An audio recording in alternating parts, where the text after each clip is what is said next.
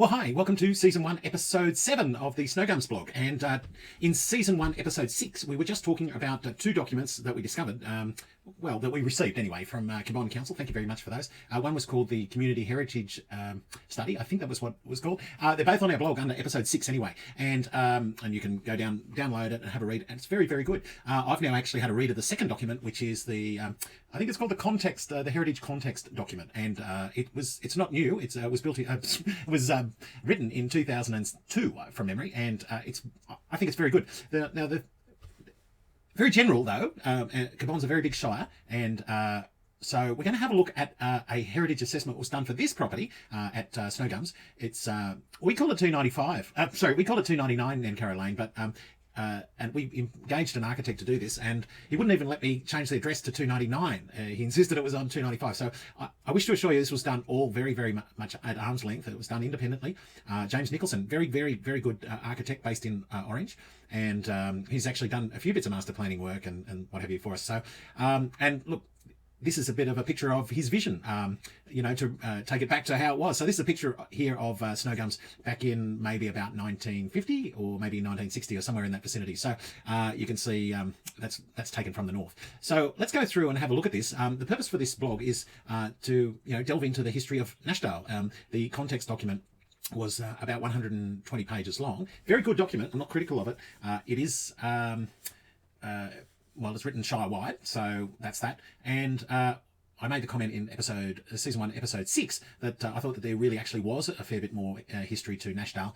And so we're just actually, the first part, I'll flick on to, here's the table of contents. You'll see that there's quite a big section on the historical background about Orange and Nashdale and orcharding and so on. And then the balance of the document is to do, it is a heritage assessment of our 1904 homestead here, but...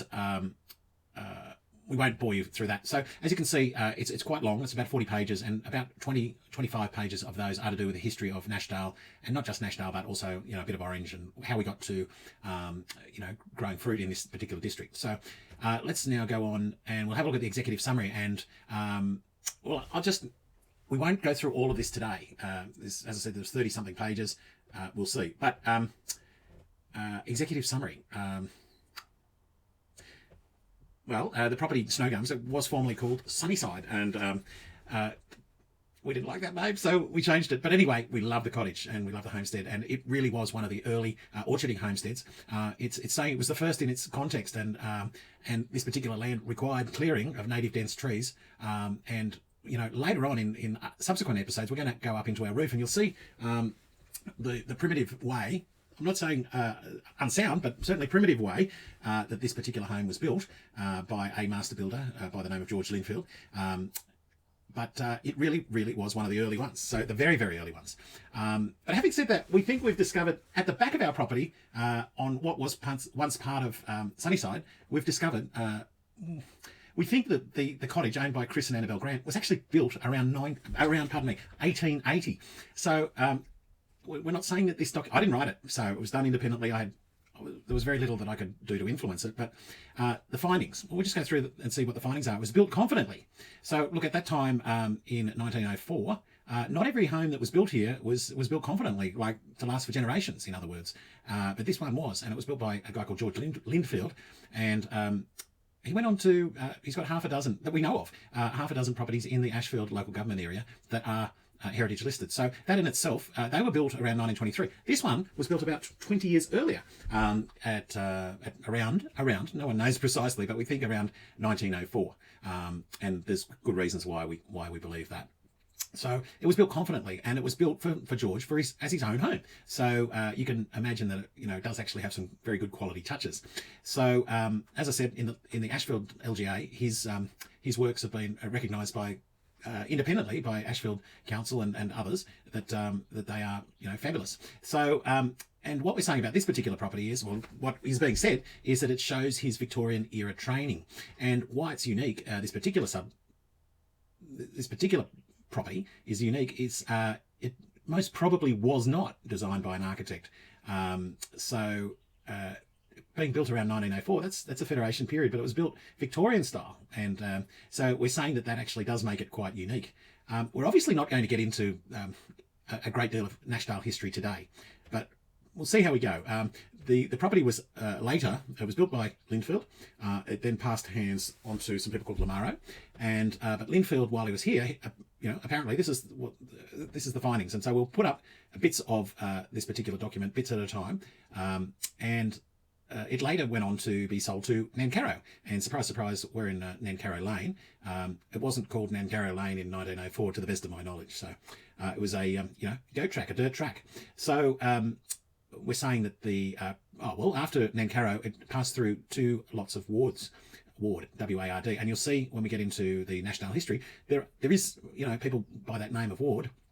And you see quite a few familiar names. So there was 2 wards, Harold Ward and Harold Arthur Ward and his wife Gwenda. And Harold Arthur unfortunately has passed away, but Gwenda is still alive and living in Cudell, or in that Bowen Park Road area, and has family, David, who I've spoken to at great length. So he's been wonderful. So look, there is a very, very proud history of orcharding. It then went on to be owned by some other people called Smith from about 1977.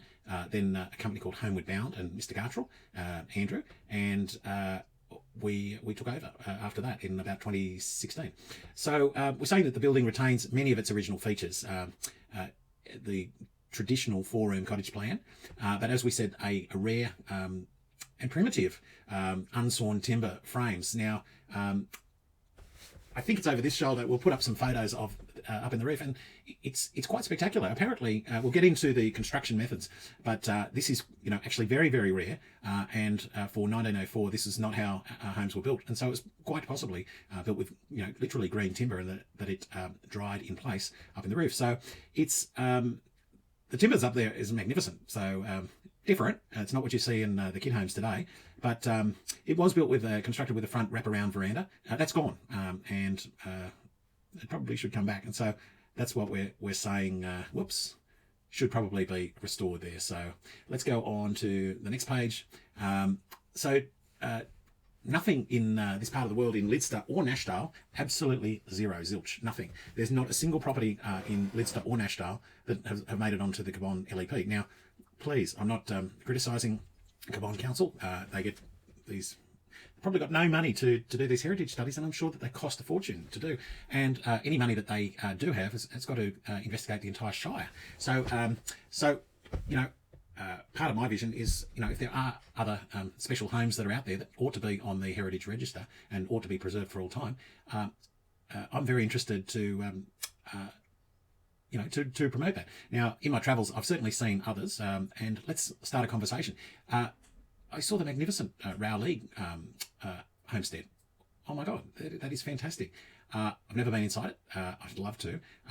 But these are the sorts of things that I can't imagine that home's going to be bulldozed anytime soon, but it certainly has value, I would think. So anyway, we'll push on, and we'll go and have a look at the background in our the background of Nashdale, the site, the authorship, and so on, and we'll then go into some more of the historical background about Orange, Nashdale, and its people in subsequent episodes. Sorry, if you've got any questions, please, we'd love to hear from you. 1300 12 SNOW. That's 1300 12 7669. Otherwise, drop us an email. You can instant message chat to us in the bottom right hand corner of our website, www.snowgumsretreat.com, or there's a feedback form on just about every page of snowgumsretreat.com. Thank you. Bye bye.